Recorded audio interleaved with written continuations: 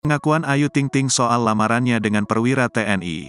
Ayu Ting Ting menjawab kabar dirinya lamaran diam-diam dengan seorang anggota TNI, Letu Muhammad Fardana.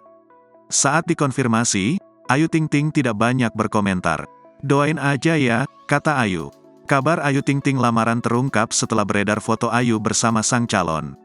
Selain itu, Ivan Gunawan juga telah memberikan ucapan selamat atas pertunangan tersebut. Ayu Ting Ting mengaku berterima kasih atas doa yang diberikan dari publik. "Bismillah aja ya, terima kasih teman-teman sudah mendoakan saya. Terima kasih," tambahnya lagi. Kendati begitu, Ayu Ting Ting tak mau membeberkan lebih lanjut mengenai rencana pernikahannya itu. Di sisi lain, Umi Kalsum sebagai orang tua sang biduan telah membenarkan kabar pertunangan putrinya.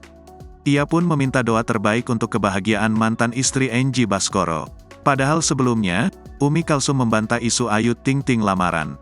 "Iya, benar, kemarin lamaran. Terima kasih atas doanya. Doakan saja ya," ujar Umi Kalsum.